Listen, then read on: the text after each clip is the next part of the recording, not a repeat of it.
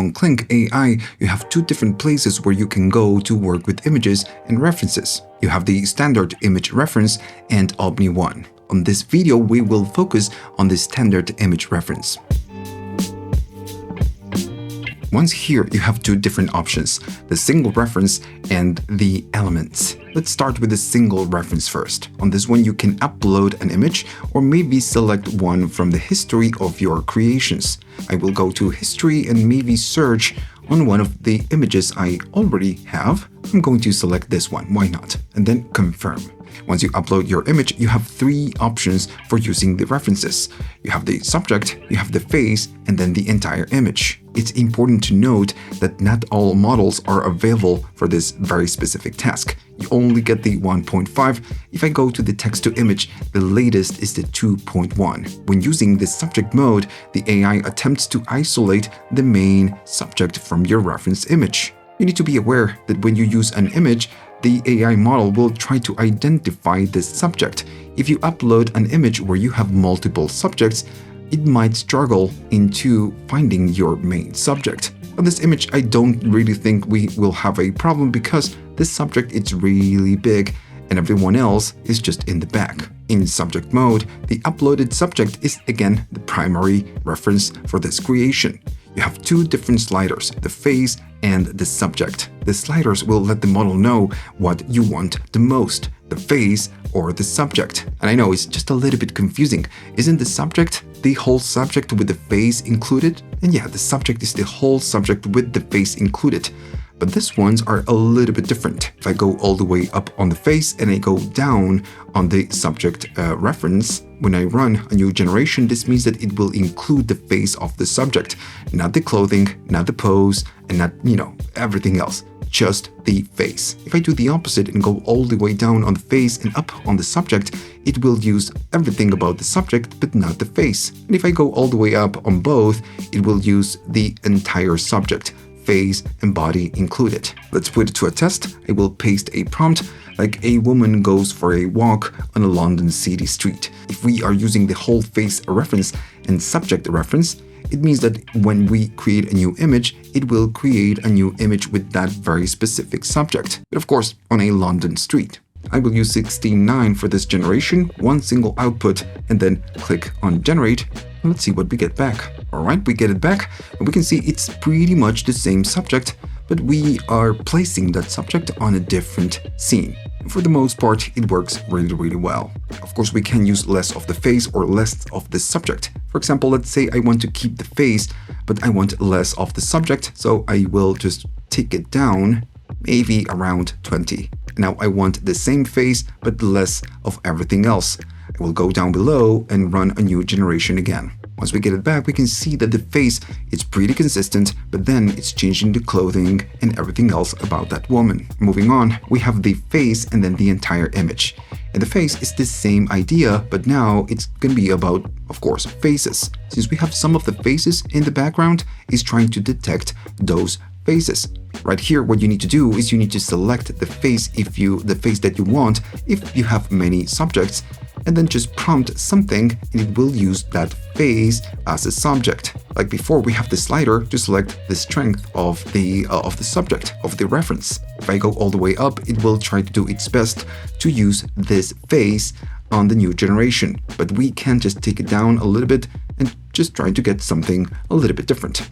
I will keep the same settings, same prompt, and I will run a new prompt. Okay, so once we get back, I made a mistake, ran a 9.16 instead of 16.9, but that's fine. For the most part, we can see that this works perfectly, but they are obviously not the same subject. And this is what the image reference and the face is all about. If you want something with that face, go all the way up. If you want something very similar with a different face, just go down on the face reference. Then the other option is going to be the entire image. This one is just what it sounds like.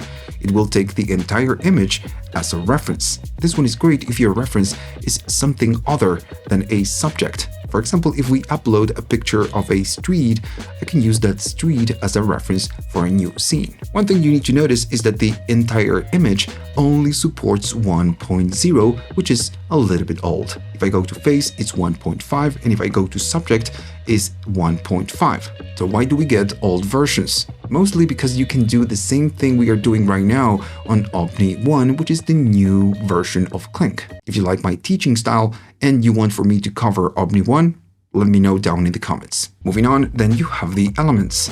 The elements mode, it's almost like Whisk. What you can do here is that you can include 3 different references. You can use up to 4 different subjects, put them on a very specific scene, and provide a very specific style. Let's create an example. I can upload an image if you want, but you can also select from history and you can do up to 4. I will go to history and maybe I will select this one.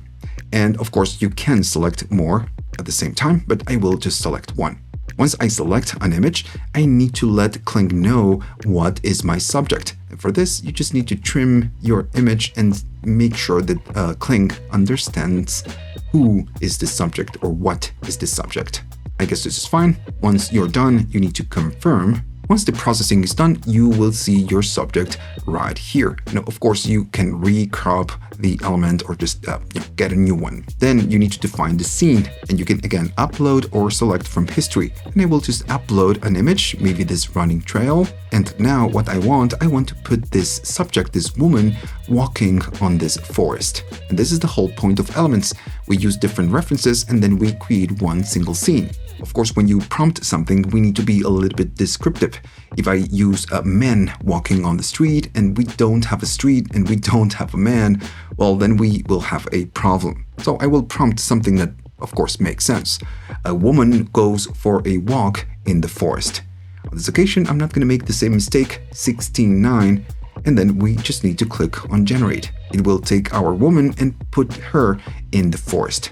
I'm going to run the prompt. Once we get a response, we can see that it works very, very good. It's taking our subject, precise subject, and then putting her on our precise scene. And all of this is great for consistency. Now we can take different elements, different subjects, and put them on a very specific place across different scenes. Like I mentioned before, this is one way of doing it with elements. The other and the newest way of doing something like this would be with Omni 1. Let me know again down in the comments if you want me to dive into Omni 1. Then we have the style. And on the style reference, we provide an image that defines a style. And Kling will use that as a style reference or style template for our new creation. You can upload any type of image, say something with maybe a vintage analog look or maybe a comic book type of style. Kling will identify that style and try to apply it to your new creation. Let's give it a go. I will upload an anime type of style. And now, by using the same prompt, we should be getting this woman on this scene with this very specific style. If you want to reinforce that we want this very specific style, you can add to the prompt, a woman goes for a walk in the forest, and then anime type of style or something like that. And it will work a little bit better because you are reinforcing the model that you want that very specific style. Still, this should work without using that reinforcement. I will run the same task with the same prompt but with the new style. Let's see what happens. Once we get a response, we have something within the same ballpark, the forest and the woman. Now, Kling is very good at taking some very specific style and applying it to a new scene.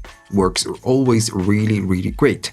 And you can do this right here on Elements, or you can do it on Omni 1. And you also have an option right here called Restyle, which is essentially the same idea. You take a very specific shot and then you restyle it into a very specific style. But this video is about the image reference and not the restyle. I will show you the restyle on a different video. Right, so that's it. That's the image reference.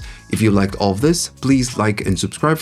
This channel is supported by viewers only. So if you want to buy me a coffee to say thanks, you can. You have links at the description of this video with PayPal, YouTube Thanks, Patreon, or you can join one of my courses. Everything is at the description.